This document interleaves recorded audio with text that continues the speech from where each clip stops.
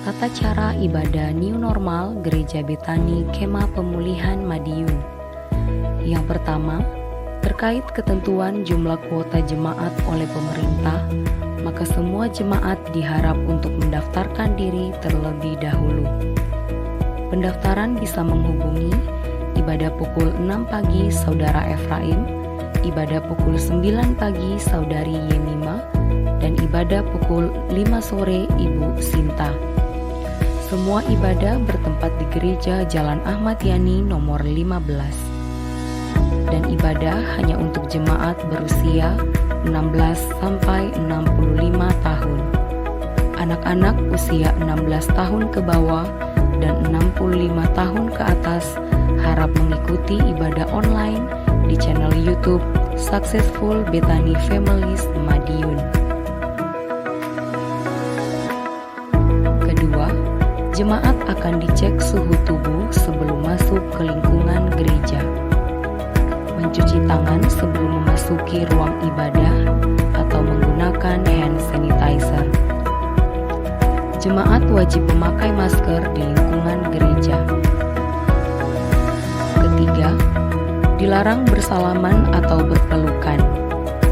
Menjaga jarak minimal 1 meter saat memasuki atau hendak keluar dari ruang ibadah.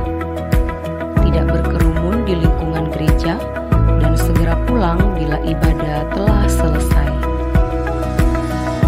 Terima kasih karena sudah mematuhi protokol kesehatan. Gereja Betani Kemah Pemulihan Madiun selalu menjaga kebersihan ruang ibadah sebelum dan setelah ibadah.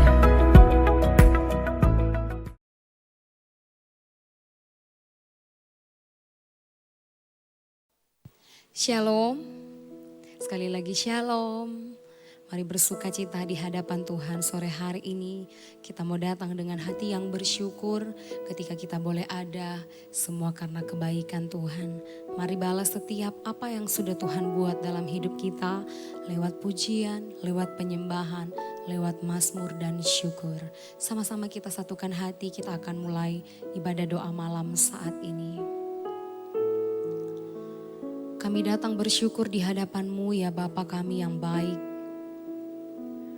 Kami bersyukur untuk segala sesuatu yang boleh kami alami sampai saat ini dan segala sesuatu yang boleh kami capai sampai saat ini. Kami percaya semuanya tidak pernah jauh dari perkenanan Tuhan. Dan sore malam hari ini kami mengambil waktu untuk kami boleh datang di hadapan-Mu ya Tuhan. Dari tempat kami masing-masing kami percaya Roh Kudus ada bagi setiap kami. Roh Kudus yang akan memenuhi setiap kami dengan hadirat-Mu. Terima kasih Bapa, terima kasih Yesus. Kami siap menyembah Engkau, kami siap menyenangkan hati-Mu. Haleluya, haleluya, amin. Yesus Kau kebenaran yang menyelamatkanku. Kau memberikanku hidup dan pengharapan.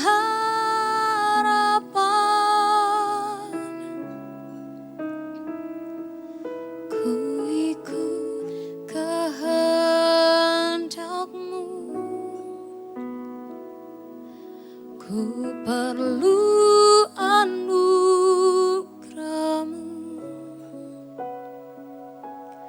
Ku nyatakan janjiku kepadamu.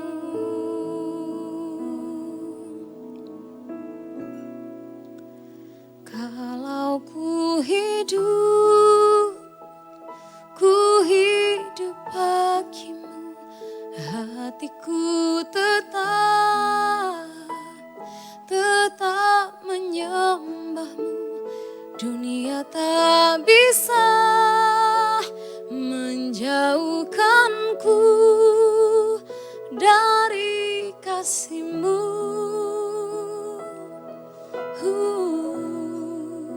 Selama ku hidup, ku hidup bagimu. Mataku tetap memandangmu. Dunia tak bisa menjauhkanku dari kasih-Mu. Yesus, Kau kebenaran. Yesus, Kau kebenaran yang menyelamatkanku. Kau memberikanku hidup dan pengharapan.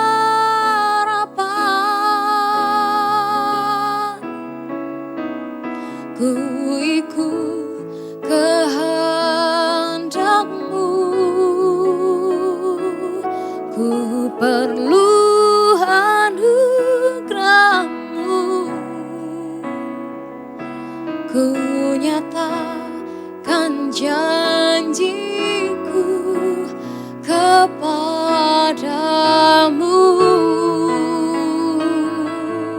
Oh, kalau ku hidup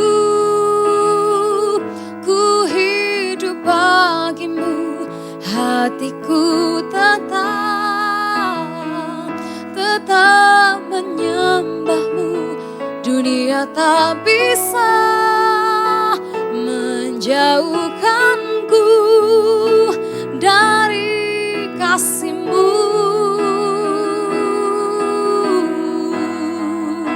Selama ku hidup, ku hidup bagimu. Mataku tetap memandangmu. Dunia tak bisa menjauhkanku dari kasih-Mu. Kalau ku hidup, ku hidup bagimu. Hatiku tetap menyembah-Mu. Dunia tak bisa menjauhkanku dari kasih-Mu. Selama ku hidup bagimu. Mataku tetap memandang-Mu. Dunia tak bisa menjauhkanku dari kasih-Mu.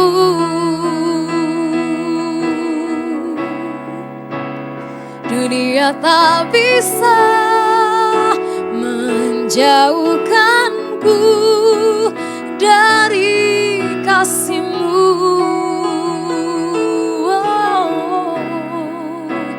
Dunia tak bisa menjauhkanku dari kasih-Mu.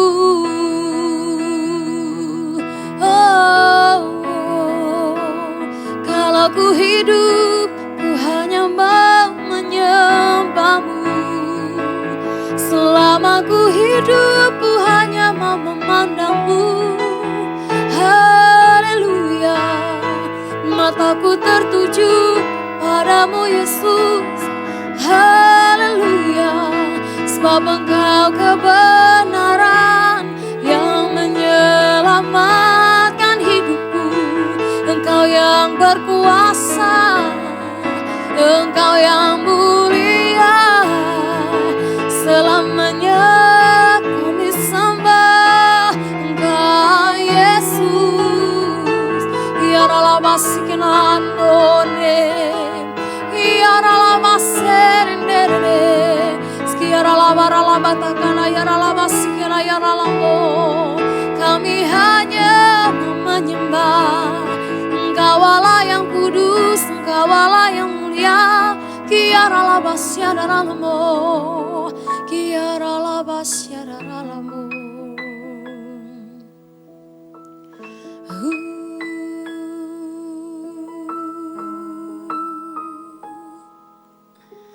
Kami mau tetapkan hati kami ya Tuhan, bahwa kami mau tetap terus hidup di dalam Engkau. Biarlah hati kami mau tetap terus menyembah Engkau, dan mata kami hanya mau tetap terus memandang Engkau ya Tuhan. Sebab kami percaya di dalam Engkau ada kehidupan, di dalam Engkau ada sukacita yang melimpah, di dalam Engkau ada berkat Tuhan. Kiara labasi kiraya ralabatakana ya ralabasi kiraya ralam. Mari kekasih Tuhan, dari tempat kita masing-masing, kita mau mengangkat tangan kita di hadapan Tuhan. Kami mengangkat tangan kami di hadapan-Mu ya Bapa. Engkau penyelamat hidup kami. Kami mau naikkan pujian dan syukur di hadapan-Mu. Kiara labasi kiara labatakana ya ralam. Tiada yang lain yang dapat kami andalkan ya Tuhan, hanya Engkau, Sang Pemilik hidup kami. Kiara labasi kiara labatakana ya ralabasi. Kiara labasi kiara labatakana ya ralabasi kiara ralabababakana ya ralabasi kiara labat. Kiara lamaser hendor den border. Kiara lamasor den ya ralabatakana ya ralabasi. Ralabasi kiraya ralababababakana ya ralamasi kinar order. Siara lamaser dor gini ya ralabasi kiara labatakana ya ralam. Kiara lamasor kiara labas ya ralamase. Kami sembahkan, kami puji, kami bawa pujian dan mazmur yang terbaik hanya bagi-Mu Yesusku. Kiara lama seren kiara lama takana ya lama se. Kami mengangkat tangan kami berserah di hadapan-Mu, memuji kebesaran-Mu. Kiara labasya naralamu. Hati kami hanya milik-Mu, pikiran kami hanya untuk-Mu, tertuju padamu. Hidup kami milik-Mu Yesus. Haleluya. Ku di tangan-Mu, ku di hati-Mu, di pikiran-Mu, di rencana-Mu. Tak pernah ku sendiri. Ku di tangan-Mu, ku di hati-Mu, di pikiran, di rencana-Mu. Tak pernah ditinggalkan. Ku di tangan-Mu Tuhan, ku di tangan-Mu, ku di hati-Mu, di pikiran, di rencana-Mu. Tak pernah ku sendiri.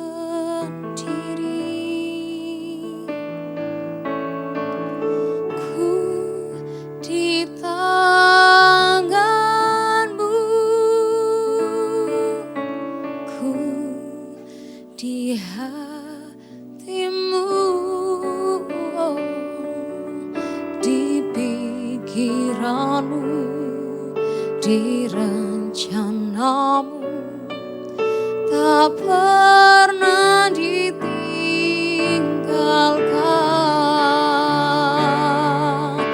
Ku di tanganmu, ku di hatimu, oh, di pikiranmu, di rencanamu, tak pernah ku sendiri. Ku di tanganmu, ku di hatimu, oh, di pikiranmu, di rencanamu, tak pernah ditinggalkan. Hidup kami hanya di dalam tangan-Mu Tuhan. Ku di tangan-Mu, ku di hatimu, oh, di pikiranmu, di rencanamu, tak pernah ku sendiri. Yesus, ku di tangan-Mu, ku di hatimu, di pikiranmu, di rencanamu, tak pernah ditinggalkan. Di pikiranmu, di rencanamu, tak pernah ditinggalkan. Di pikiranmu, di rencanamu, tak pernah ditinggalkan.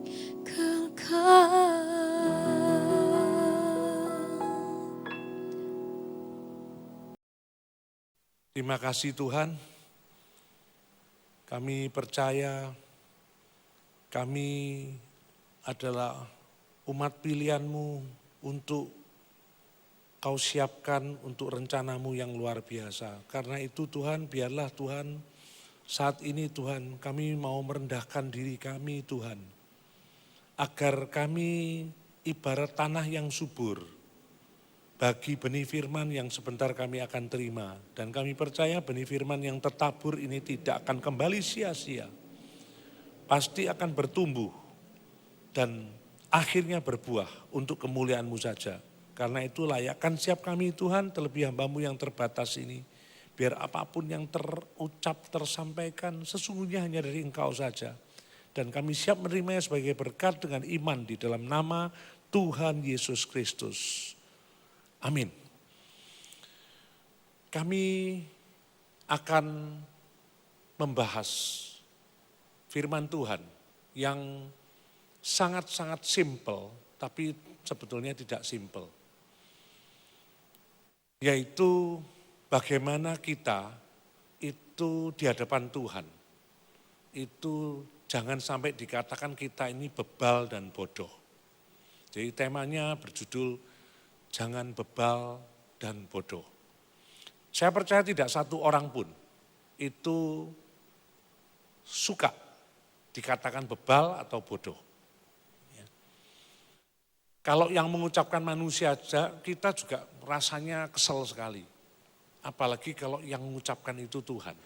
Karena itu jangan sampai hanya karena kita menganggap bahwa kita sudah sekian tahun bertobat. Kita sudah rajin beribadah. Kita sudah berupaya untuk belajar dan melakukan firman Tuhan. Tapi kita ternyata juga masih dikatakan bebal dan bodoh. Nah, mengapa kok ini saya sampaikan? Karena saya tahu ini juga terjadi di dalam kehidupan yang betul-betul pernah terjadi. Sehingga Paulus itu menuliskan hal ini untuk mengingatkan. Dan sesungguhnya kalau saya mau cerita tentang hal ini, betul-betul hari-hari ini itu ternyata betul apa yang ditegur, apa yang disampaikan oleh Paulus. Dan semoga ini menjadi peringatan kepada kita.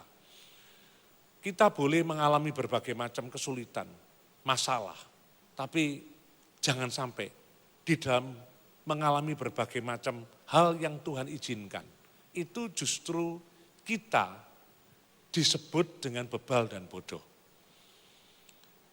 Kalau Tuhan izinkan hal-hal tersebut, bahkan yang sulit, yang gak enak terjadi, itu karena kita sama dengan seorang yang mau jadi atlet, kita harus berlatih, kita harus sungguh-sungguh untuk supaya kita itu melakukan yang seharusnya pelatih itu lakukan. Dan kita punya pelatih yang hebat, Tuhan Yesus Kristus.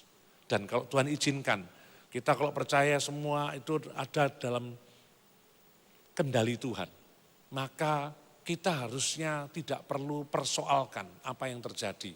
Yang kita perlu persoalkan adalah jangan sampai kita salah meresponnya. Nah, ini cerita ini kita cuma belajar beberapa ayat dari kitab yang ditulis oleh Paulus kepada jemaat di Efesus. Saya mau memberikan latar belakangnya. Waktu saya diberi kesempatan Tuhan untuk datang di tempat yang namanya Efesus itu, saya tidak langsung bisa tiba karena hari ini Efesus itu ada di Turki, bukan di Holy Land. Waktu saya datang pertama dan kedua belum sempat, tapi pada waktu saya datang ketiga kalinya, saya minta kalau bisa ada jadwal ke sana dan kebetulan memang itu menarik sekali karena di sana ada 7 gereja yang di kitab Wahyu yang ditulis oleh Yohanes. Dan memang betul, Efesus itu istimewa, tempatnya itu, kotanya itu besar sekali. Cuma hari ini, cuma tinggal puing-puing. Jadi waktu kami ke sana itu kami mengunjungi puing-puing. Mengapa? Ya ternyata seperti yang dikatakan Paulus ini. Orang-orang di sana itu tidak bisa, mereka sudah sebetulnya memulai yang baik, tapi tidak bisa mempertahankan, tidak bisa menjalankan dengan proses dengan benar. Kita baca hanya secutil saja karena waktu, yaitu kitab Efesus 5 ayat yang ke-15 sampai ke-17. Karena itu perhatikanlah dengan saksama bagaimana kamu hidup. Janganlah seperti orang bebal, tetapi seperti orang arif. Dan pergunakanlah waktu yang ada, karena hari-hari ini adalah jahat. Sebab itu janganlah kamu bodoh, tetapi usahakanlah supaya kamu mengerti kehendak Tuhan. 3 ayat ini, mari kita lihat bahwa Paulus mengingatkan. Di 3 ayat itu ada 2 kata kunci, yaitu kata bebal dan bodoh. 2 ayat yang pertama tentang bebal. Saya ulang lagi. Karena itu perhatikanlah dengan saksama bagaimana kamu hidup. Janganlah seperti orang bebal. Orang pada umumnya akan menganggap ya, istilah bebal itu bicara tentang ya, orang yang sudah diberitahu, bahkan bolak-balik diberitahu, tetapi tidak mau tahu. Itu disebut orang bebal. Ya, kalau kita di Jawa ini sampai kadang-kadang dengan marah itu kan sampai mengucapkannya ndablek, itu adalah bebal. Tapi ternyata firman Tuhan itu sebetulnya lebih dalam dari sekedar diberitahu tapi tidak mau tahu. Yaitu apa? Bebal itu karena kita itu tidak memperhatikan dengan seksama kehidupan kita, lalu kemudian karena kita tidak menggunakan waktu. Padahal hari-hari ini adalah jahat. Kalau kita bicara tentang hari-hari ini jahat, adalah mari kita melihat satu gambaran. Bahwa betapa waktu ini begitu cepat berjalan. Mengapa? Karena tanpa sadar manusia yang normalnya itu diberi waktu, saya percaya nggak ada satupun orang ini diberi waktu lebih daripada 24 jam.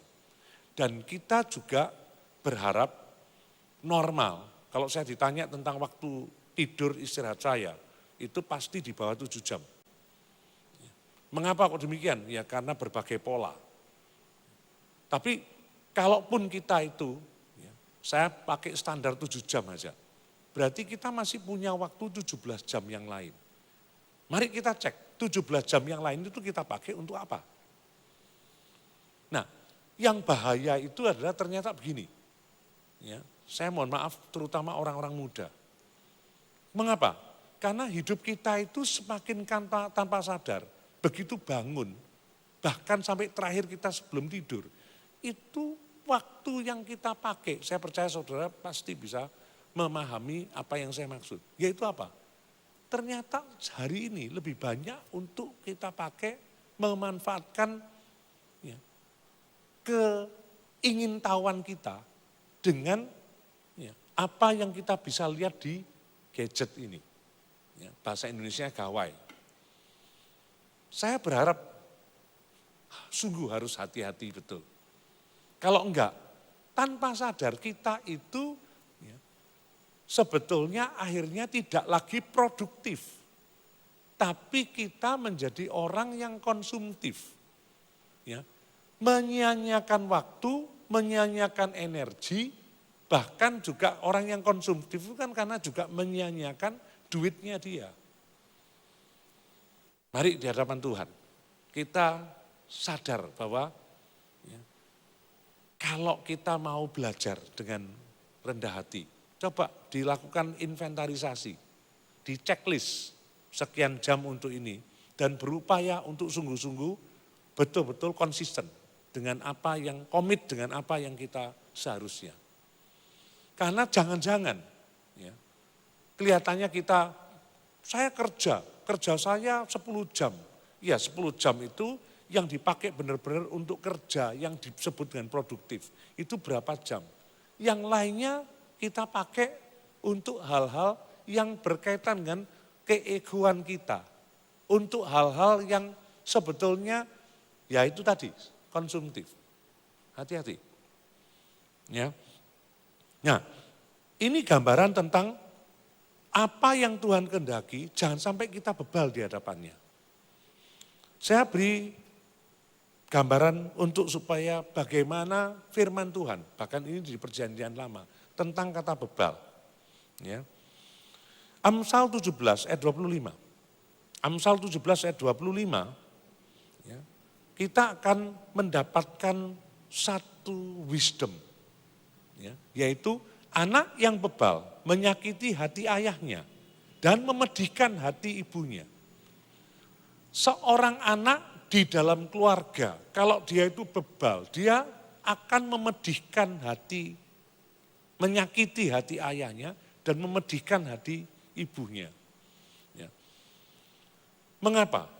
Ya karena dia tidak akan mengikuti sebuah disiplin dalam keluarga. Saya berharap dalam keluarga itu ada sebuah disiplin, ada sesuatu yang diatur oleh orang tua. Supaya anak itu ada bagian yang juga mungkin dari ayahnya, ada bagian dari ibunya. Yang anak ini harus jalani dengan benar. Kalau tidak dijalani dengan benar, memang ujungnya nanti yang paling ngerasakan ya anak itu sendiri. Tapi sebelum anak itu ngerasakan, orang tua merasakan dulu, ini anakku ini percuma, anakku ini sebetulnya sulit untuk bisa membuat orang tuanya. Saya mau ingatkan terutama orang-orang muda, hati-hati sekali. Jangan sampai ya, waktu orang tua kita sudah enggak ada, nanti baru kita nyesel. Kita belum melakukan ini, belum melakukan itu untuk menyenangkan. Ya, saya berharap setiap orang muda terutama, ya, kalau sekarang kalau saudara masih punya orang tua, pikirkan, jangan sampai menyakiti hati ayahmu, memedihkan hati ibumu. Kamu adalah orang-orang bebal. Ya. Saya sudah enggak ada kesempatan, tapi saya bersyukur waktu, ya, bukan cuma saya yang bersyukur merasakan, tapi orang ya, beberapa orang cerita. Orang tuamu itu sangat bangga dengan dirimu. Orang tuamu itu senang, terutama setelah kamu bertobat. Ternyata ya, saya mau menggambarkan pada saudara, saya ya, dari keluarga yang bahkan anti Kristen. Tapi ya, puji Tuhan, waktu saya bertobat, bahkan orang tua pun akhirnya juga seperti firman Tuhan. Percayalah kepada Tuhan, maka engkau dan seisi keluargamu selamat. Mengapa kok kita bisa membuat mereka itu bisa akhirnya diselamatkan? Karena mereka melihat ada sesuatu yang istimewa setelah pertobatan kita. Pastikan kita adalah orang-orang yang memiliki sesuatu yang membuat orang tua kita itu bangga. Bukan malah menyakiti, bukan malah memedihkan. Amin. Ya, saya akan lanjutkan dengan yang lebih seru lagi tentang ini. Bebal ini. Amsal 17 ayat 12. Enggak terlalu jauh tapi malah di depannya sekarang. Amsal 17 ayat 12. Lebih baik berjumpa dengan beruang, betina yang kehilangan anak, daripada orang yang bebal dengan kebodohannya. Ini malah lengkap, ada bebal dan bodoh. Ya. Kalau kita tanpa memahami dengan teliti, kita mungkin cuma lewat aja. Saya mau jelaskan sesuatu supaya kita sama-sama bisa memahami kitab Amsal yang disebutkan lebih baik berjumpa beruang betina yang kehilangan anak daripada orang bebal dengan kebodohannya. Orang bebal itu ternyata pasti melakukan perbuatan-perbuatan yang bodoh, yang sia-sia. Mengapa? Karena tidak bisa menggunakan waktu tadi. Ya. Nah, tapi mengapa kok ya, penulis Amsal itu menyebutkan lebih baik berjumpa dengan beruang betina yang kehilangan anak. Sebelum saya dapat cerita dari teman saya tidak membayangkan ternyata Amsal ini luar biasa. Pada waktu dia nulis ini, pasti ada berdasarkan pengalaman. Nah, teman saya ini hobi fotografi. Saya mau gambarkan, teman saya hobi fotografi. Waktu dia melakukan banyak ya, mencari spot untuk difoto, supaya dapat ya, foto-foto yang indah. Dan menurut saya hari ini, saya mau sampaikan pada saudara, kalau saudara ngomong ya, sulit dan sebagainya, saya punya banyak orang-orang yang punya keahlian khusus, cuma berkaitan dengan foto. Lalu dia akhirnya jadi ini ya, orang yang diminta untuk memberikan referensi-referensi, ya.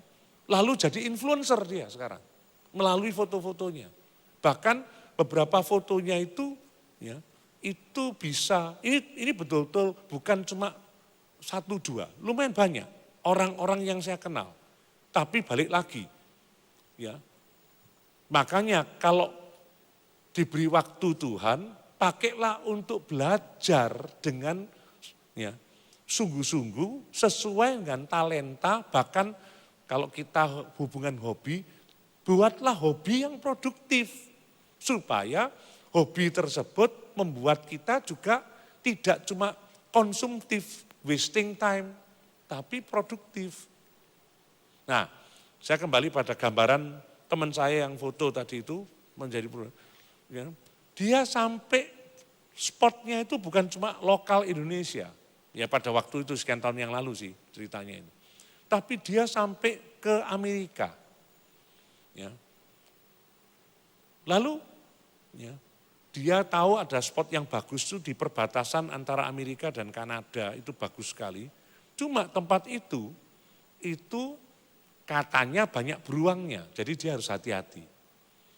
Dan di tempat tertentu yang katanya itu dia juga harus hati-hati itu disebutkan ya, mobil diparkir di situ jangan sampai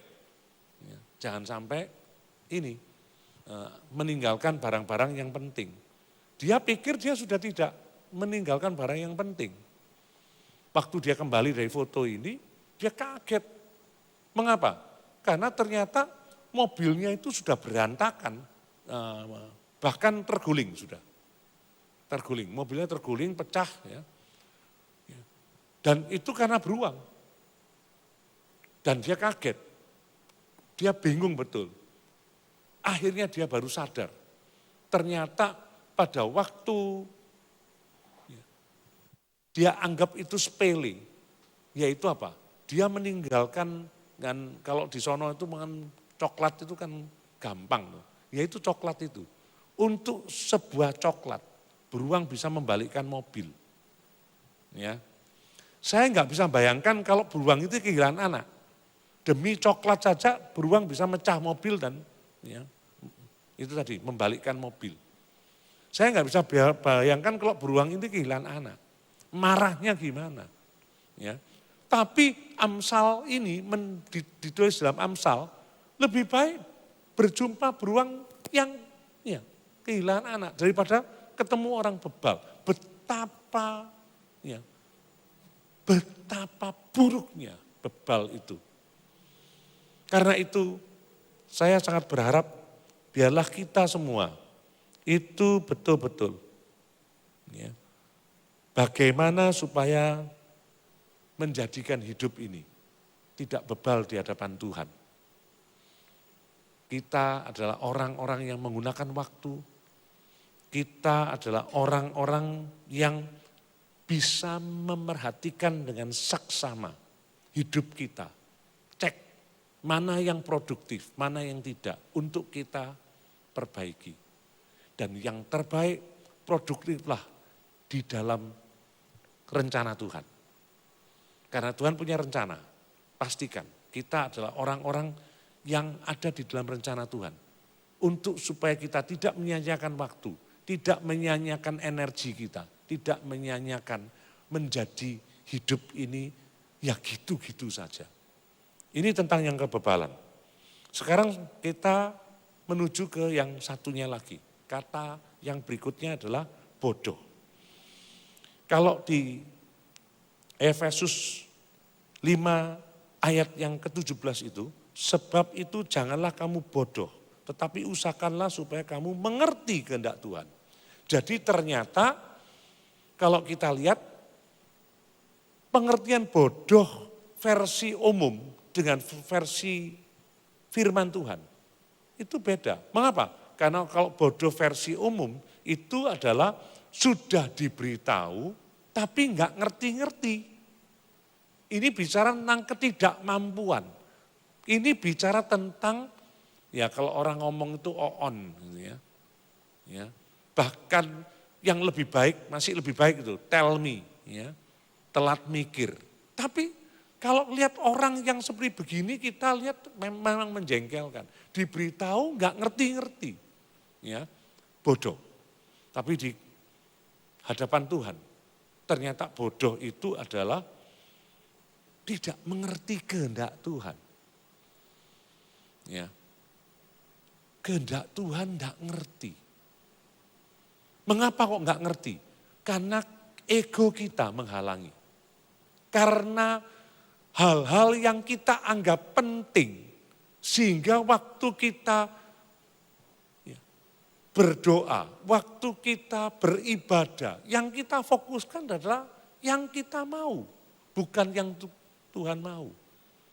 Seharusnya saya bayangkan, kalau kita itu sadar bahwa kita itu anak Tuhan, dan kita percaya bahwa Tuhan punya rencana yang luar biasa untuk hidup kita.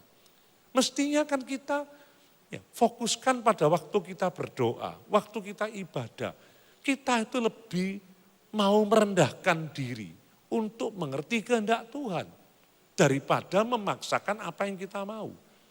Hal ini tidak berarti kita tidak boleh meminta.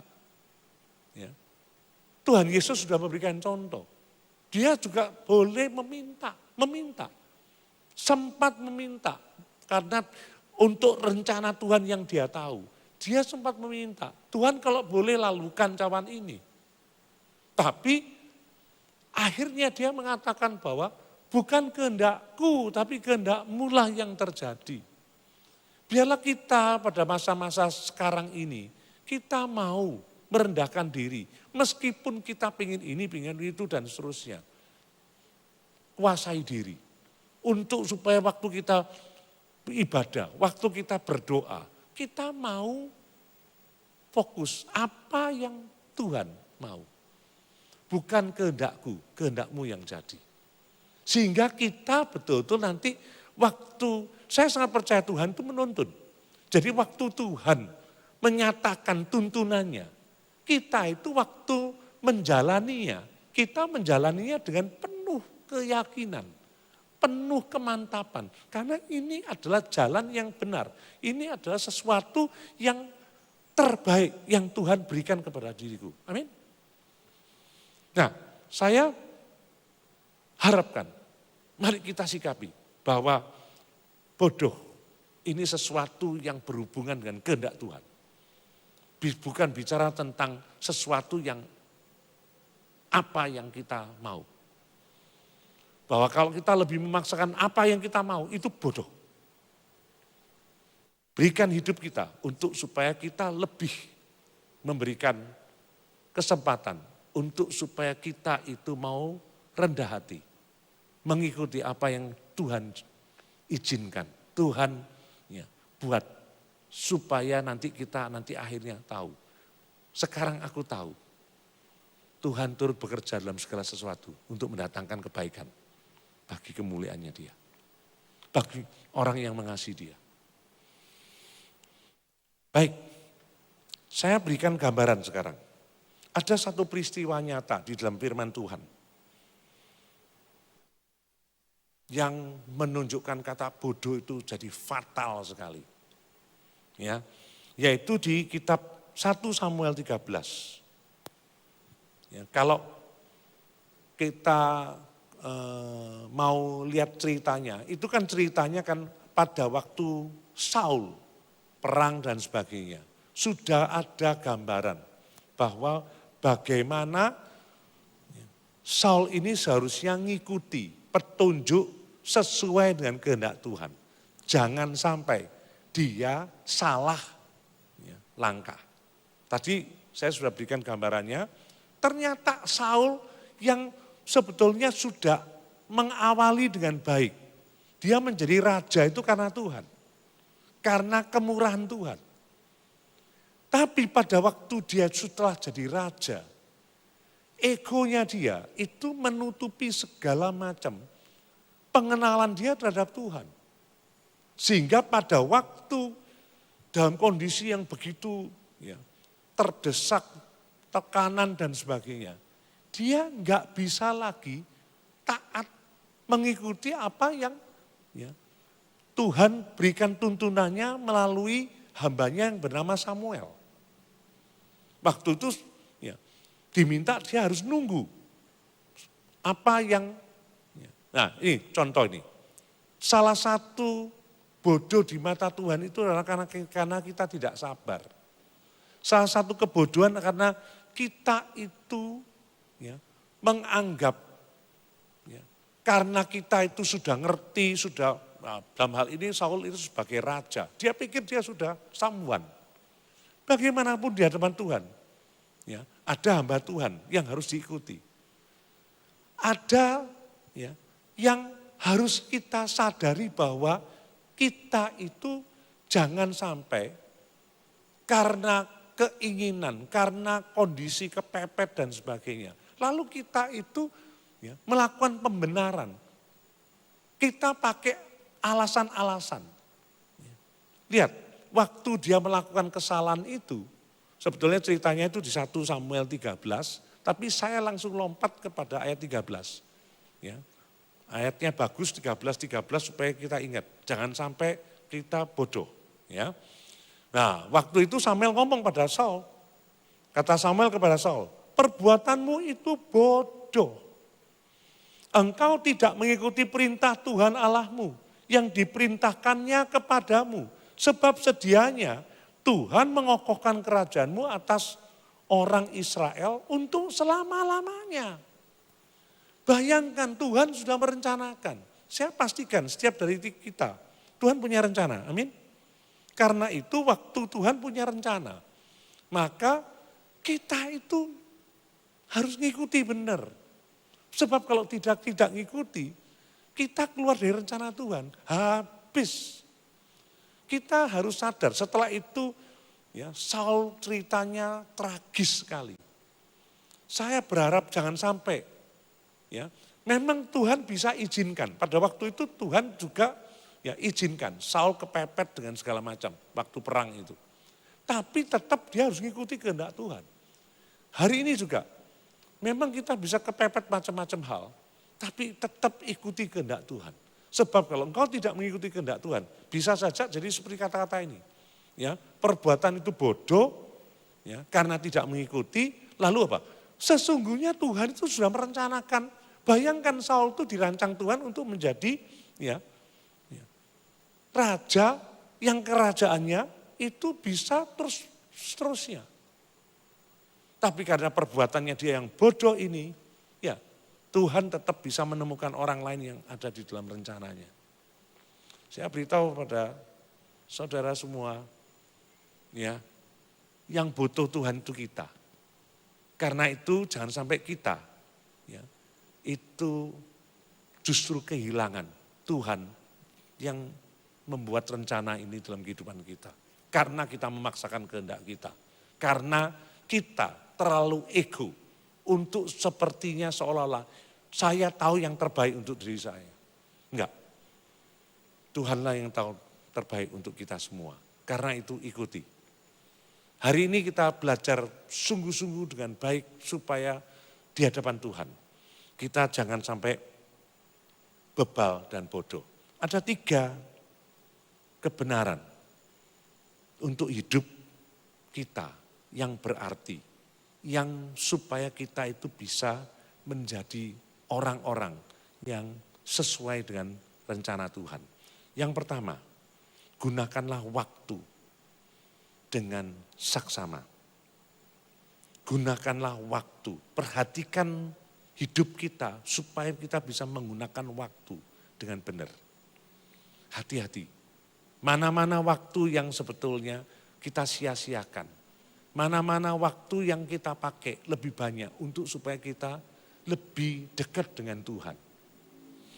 Yang kedua, bagaimana kita mengerti kehendak Tuhan untuk kita bisa menjadi ya, pribadi yang taat di dalam kehendak Tuhan ini.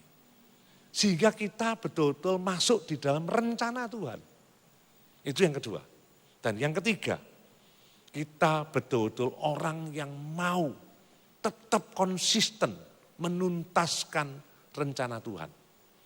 Sehingga seperti Tuhan Yesus waktu di atas kayu salib. Memang sempat menawar, kalau boleh lalukan cawan ini. Tapi biarlah bukan kehendakku, tapi kehendakmu yang jadi.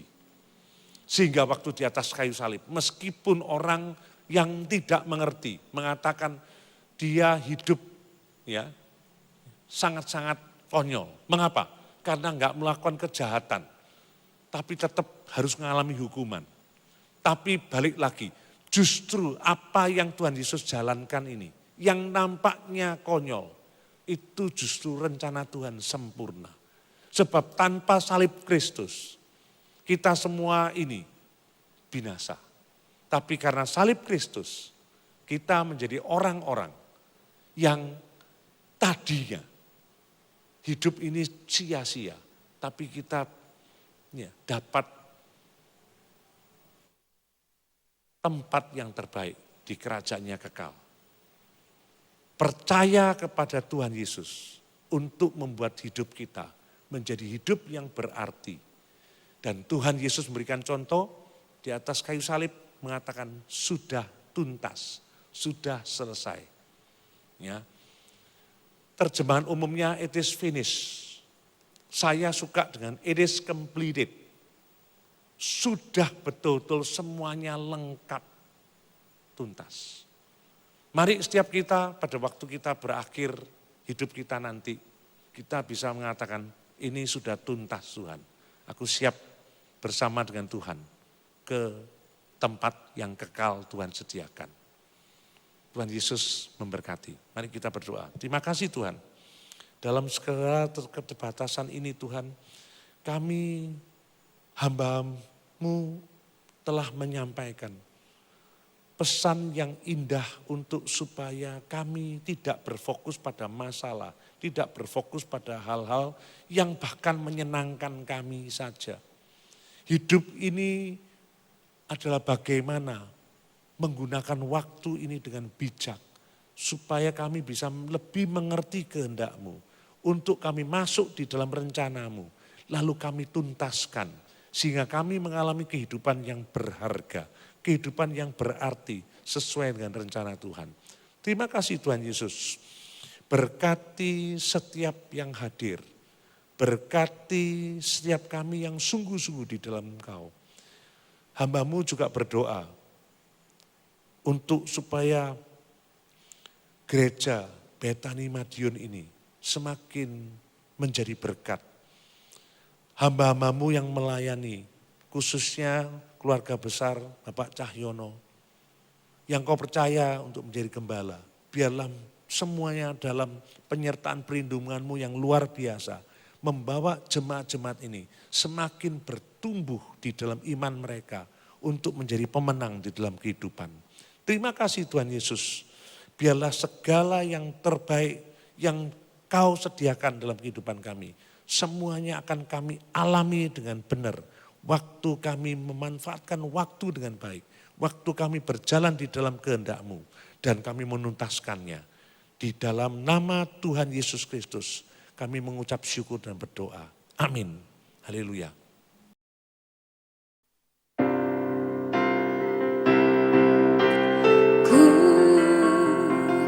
Mau seperti-Mu Yesus, disempurnakan selalu dalam segenap jalanku, memuliakan nama-Mu.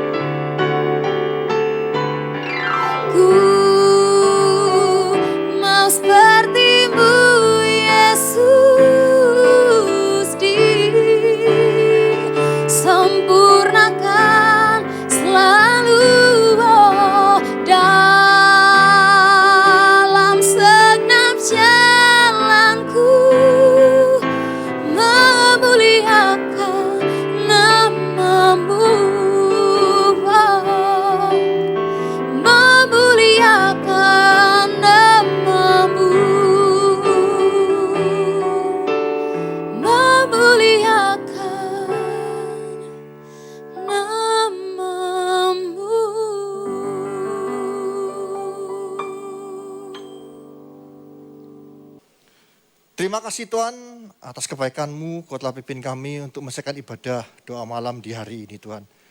Kami percaya Tuhan, biarlah Tuhan firman-Mu terus menguatkan kami sebagai anak-anak-Mu untuk Tuhan terus belajar percaya dan taat kepada Engkau Tuhan. Kami percaya Tuhan, berikan Tuhan petunjuk mulai firman-Mu terus, dan kami percaya Kau kuatkan kami Tuhan untuk menjadi orang-orang yang tangguh. Terima kasih Tuhan, Kau juga terus berkati hamba-Mu yang telah menyampaikan firman-Mu, supaya terus Tuhan dalam setiap kehidupannya, di dalam keluarganya, di dalam setiap pelayan Kau buat berhasil untuk kemuliaan nama-Mu saja Yesus. Kami juga berterima kasih atas kebaikan-Mu sehingga Kau terus Tuhan memberikan berkat-Mu bagi setiap jemaat tempat ini, sehingga Tuhan Kau terus pelihara kami semua. Dan biarlah Tuhan berikan kekuatan yang baru senantiasa dalam menghadapi apapun permasalahan kami Tuhan. Kami percaya Tuhan, Kau terus memberkati kami Tuhan di dalam keluarga kami, pekerjaan kami, bisnis kami, pendidikan kami, pelayanan kami, apapun yang kami lakukan berhasil karena Engkau. Terima kasih Tuhan. Kami juga terus berdoa Tuhan bagi pemerintah negara ini untuk terus kau berikan hikmat-Mu kepada Bapak Presiden bersama seluruh staf jajarannya. Supaya Tuhan dapat menyelesaikan setiap permasalahan yang terjadi hari-hari ini. Kami percaya Tuhan kau mencintai bangsa ini dan kami percaya Tuhan kau bukakan jalan bagi kami semua. Terima kasih Tuhan. Urapi hamba-Mu yang akan Tuhan meminta berkat bagi jemaat-Mu dimanapun kami berada. Kira ramaya ramata, sikap para ramaya ramata, kiara rama syara rama. Saudara kasih, terimalah berkat dari Allah Bapa di dalam Anak Tunggal Yesus Kristus dan persekutuan Roh Kudus mulai saat ini sampai selama-lamanya. Kau tidak menjadi ekor tapi kepala, kau tidak turun tapi naik. Asal kau ngomongkan firman Tuhan dengan sungguh-sungguh. Siapapun yang percaya atas pernyataan iman kita bersama-sama berkata, amin.